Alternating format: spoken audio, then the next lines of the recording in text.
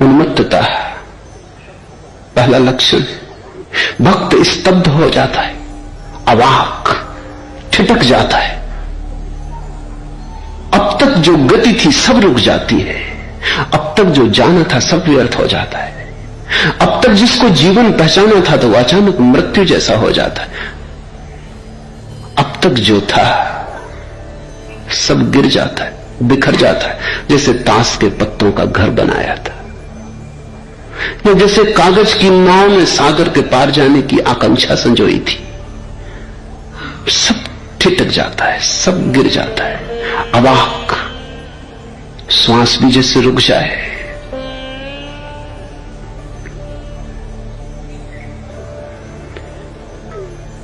चुप हो जाता है, बोल खो जाता है, बोली बंद हो जाती है। समय लगता है वापस बोली की दुनिया को लौटने में, वापस बोलने की योग्यता जुटाने में समय लगता है। बुद्ध को ज्ञान हुआ, 7 दिन तक चुप बैठे रहे, 7 दिन तक अवाक, सब ठहर गया, ठिठक गया। देव घबरा गए, देवताओं में परेशानी हो गई कि कहीं बुद्ध चुप ही न रह जाएं। जब भी कोई बुद्धत्व को उपलब्ध होता है तभी यह संभावना है कि कहीं वो चुप ही न रह जाए, क्योंकि घटना इतनी बड़ी है। कहीं बोल सदा के लिए न खो जाए, कहीं स्तब्धता उसके जीवन की व्यवस्था न बन जाए।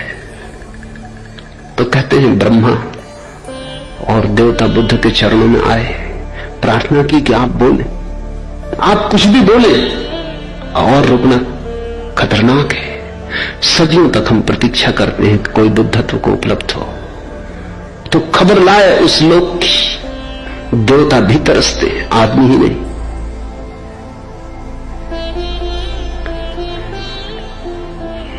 अल्लाह अल्लाह मंजरे बरके जमाल, देखती है आंख लब खामोश है। आंख तो देखती है, ओंठ चुप हो जाते। आंख तो पहचानती है, ओंठ बोल नहीं पाते। है ऐसी ही बात जो चुप हूं, वरना क्या बात करनी नहीं आती। स्तब्धता, इसे थोड़ा समझिए। योगी मौन साधता है, भक्तों को मौन आता है। योगी स्तब्ध होने की चेष्टा करता है, भक्त के ऊपर स्तब्धता बरसती। योगी को जो चेष्टा से मिलता है, भक्त को निश्चेष्ट प्रसाद रूप मिलता है।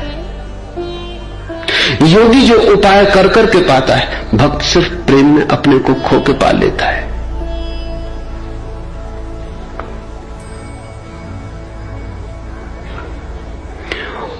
जिस भक्ति को जानकर मनुष्य उन्मत्त हो जाता है, स्तब्ध शांत हो जाता है और आत्मा राम हो जाता है। आत्मा राम शब्द समझने जैसा है। अब राम और आत्मा में फासला नहीं रह जाता, इसलिए एक शब्द बनाया, आत्मा राम। अब ये कहना ठीक नहीं कि आत्मा है, अब ये भी कहना ठीक नहीं कि राम है। अब कुछ ऐसा है जिसमें दोनों है और दोनों अलग नहीं, जुदा नहीं, आत्मा राम। उनसे मिलकर मैं उन्हीं में खो गया, और जो कुछ वह आगे राज है, उसके आगे फिर कुछ कहा नहीं जा सकता। फिर वो रहस्य की बात है, राज है। वाकया यह दोनों आलम में रहेगा यादगार, जिंदगानी मैंने हासिल की है मर जाने के बाद। दोनों लोकों में ये बात याद रहेगी। वाकया यह दोनों आलम में रहेगा यादगार, जिंदगानी मैंने हासिल की है मर जाने के बाद। जिन्होंने भी पाई जिंदगी मर के ही पाई, जो मरने से डरते रहे वो चूकते ही चले गए। दो तरह की मौत है, एक जो अपने से आती और एक जो तुम स्वीकार कर लेते हो, जो तुम बुला लेते हो। मौत तो अपने से बहुत बार आई है और तुम मरे हो, फिर पैदा हुए हो। जिस दिन तुम मौत को अपने हाथ से स्वीकार कर लोगे स्वेच्छा, उसी दिन मृत्यु समाधि बन जाती। जीसस ने कहा है, बचाओगे अपने को, मिट जाओगे, मिटा दो। बचाने का बस एक ही उपाय है। जिंदगानी मैंने हासिल की है मर जाने के बाद। जैसे ही तुम मिटे कि परमात्मा हुआ। मेरे पास लोग आते हैं, पूछते हैं हम परमात्मा को कैसे खोजें। मैं कहता हूं तुम कृपा करके मत खोजना, नहीं तो परमात्मा बचता ही चला जाएगा। तुम जहां जहां जाओगे उसे न पाओगे, क्योंकि तुम्हारी मौजूदगी ही तुम्हारी आंख पे पर्दा है। परमात्मा नहीं छिपा है। ये तो बात ही मत पूछो कि परमात्मा को कहां खोजे।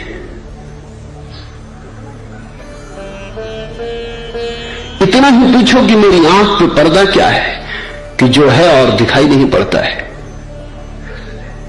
तुम छुपे हो अपने ही पर्दे में, अपनी ही आड़ में। परमात्मा कहीं खो नहीं गया है, परमात्मा खो नहीं सकता। एक छोटे स्कूल में शिक्षक ने बच्चों से पूछा, हाथी कहां पाए जाते? एक छोटी लड़की ने खड़े होकर कहा, हाथी पहली बात खोते ही नहीं, इतने बड़े होते, खोएंगे कहां? पाने का सवाल नहीं। परमात्मा कैसे खो जाएगा? वही सब कुछ है, उसके अतिरिक्त कुछ भी नहीं। तुमने कैसे खोया है ये पूछो, ये मत पूछो कि परमात्मा कैसे खो गया है।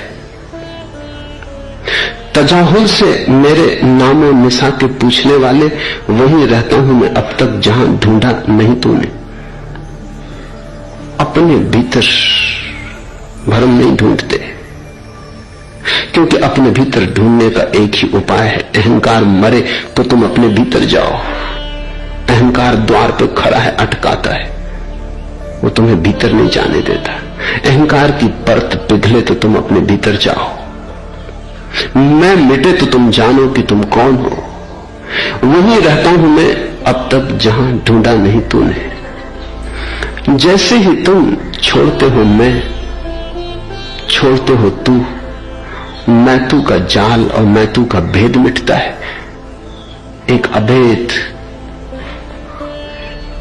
की रोशनी, एक अभेद का प्रकाश, जहां न कोई सीमा है, न जहां कोई अलग अलग है, जहां एक का ही विस्तार है। हम लहरें हैं उस सागर की। थोड़ा भीतर झांके, सागर हमारे भीतर है। हर लहर के भीतर सागर है, लेकिन लहरें बड़े अहंकार पे चढ़ गई हैं। उन्हें ये बात ही नहीं समझ में आती कि अपने भीतर झांकने से उसका पता चल सकता है जिससे हम पैदा हुए और जिसमें हम खो जाएंगे। भक्ति मृत्यु की कला है। भक्ति परमात्मा खोजने की कला नहीं, अपने को खोने की कला है। मुझे फिर दोहराने दे, भक्ति परमात्मा को खोजने की कला नहीं, अपने को खोने की कला है। खोजने में तो अहंकार बने ही रहता है, खोजने वाला बना रहता है। खोना है अपने को, और जिसने अपने को खोया उसने उसे पाया। अपने भीतर ही नहीं, फिर सब तरफ वही मालूम पड़ता है। फिर हर पत्ती में उसी की हरियाली है,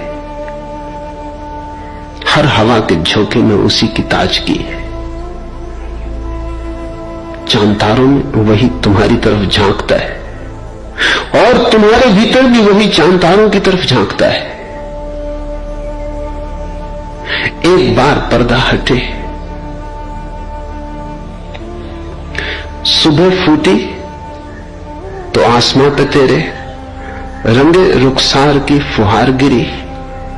रात छाई तो रूए आलम पर तेरी जुल्फों की आबसार गिरी। उसी की जुल्फें हैं, रात ढांक लेती हैं गहरे अंधेरे में तुम्हें। उसी का रंग रूप है, उसी की बहार है, उसी के गीत है, उसी की हरियाली है, उसी का जन्म है, उसी की मृत्यु है। तुमने व्यर्थ ही अपने को बीच में खड़ा कर लिया। अपने को बीच में खड़ा करने के कारण परमात्मा खो गया है। और परमात्मा को तुम जब तक न जान लो तब तक तुम अपनी ऊंचाई और अपनी गहराई से वंचित रहोगे। परमात्मा यानी तुम्हारी आखिरी ऊंचाई, परमात्मा यानी तुम्हारी आखिरी गहराई, जब तक तुम उसे न जान लो तब तक तुम अपनी ही ऊंचाई और गहराई से वंचित रहोगे। उस मनुष्य से ज्यादा दरिद्र और कोई भी नहीं जिसके जीवन में परमात्मा का भाव खो गया है।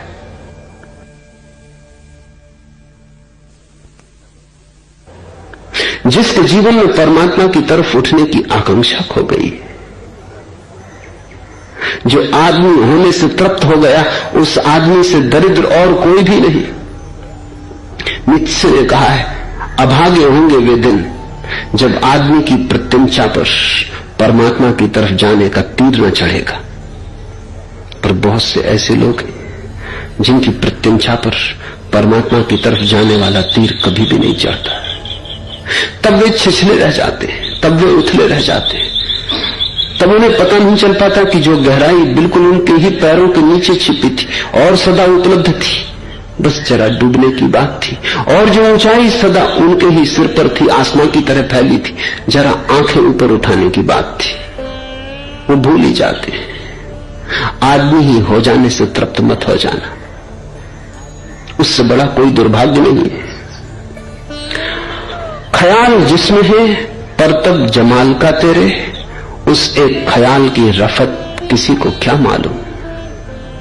और जिसके हृदय में तेरे सौंदर्य का एक छोटा सा ख्याल भी है, परमात्मा के अनंत सौंदर्य का थोड़ा सा ख्याल भी है। ख्याल जिसमें है परतब जमाल का तेरे, उस एक ख्याल की रफत किसी को क्या मालूम। उस एक छोटे से विचार की गहराई किसी को क्या मालूम। परमात्मा के ख्याल की गहराई और ऊंचाई, वही तुम्हारा विस्तार है, तुम्हारा विकास है। इस सदी की सबसे बड़ी तकलीफ यही है कि उसके सौंदर्य का बोध खो गया है और हम लाख उपाय करते हैं सिद्ध करने के कि वो नहीं, और हमें पता नहीं कि जितना हम सिद्ध कर लेते हैं कि वो नहीं है, उतना ही हम अपनी ही ऊंचाइयों और गहराइयों से वंचित हुए जा रहे हैं। परमात्मा को भुलाने का अर्थ अपने को भुलाना है। परमात्मा को भूल जाने का अर्थ अपने को भटका लेना है। फिर दिशा खो जाती, फिर तुम कहीं पहुंचते मालूम नहीं पड़ते, फिर तुम कोल्हू के बैल हो जाते जो चक्कर लगाते रहते। आंखें खोलो, थोड़े हृदय को अपने से ऊपर जाने की सुविधा दो। काम को प्रेम बनाओ, प्रेम को भक्ति बनने दो। परमात्मा से पहले तृप्त होने ही मत। पीड़ा होगी बहुत, विरह होगा बहुत, बहुत आंसू पड़ेंगे मार्ग में, पर घबराना मत, क्योंकि जो मिलने वाला है उसका कोई भी मूल्य नहीं। हम कुछ भी करें, जिस दिन मिलेगा उस दिन हम जानेंगे जो हमने किया था वो ना कुछ था। तुम्हारे एक एक आंसू पर हजार हजार फूल खिलेंगे और तुम्हारी एक एक पीड़ा हजार हजार मंदिरों का द्वार बन जाएगी। घबराना मत, जहां भक्तों के पैर पड़े वहां काबा बन जाते। आज इतना ही।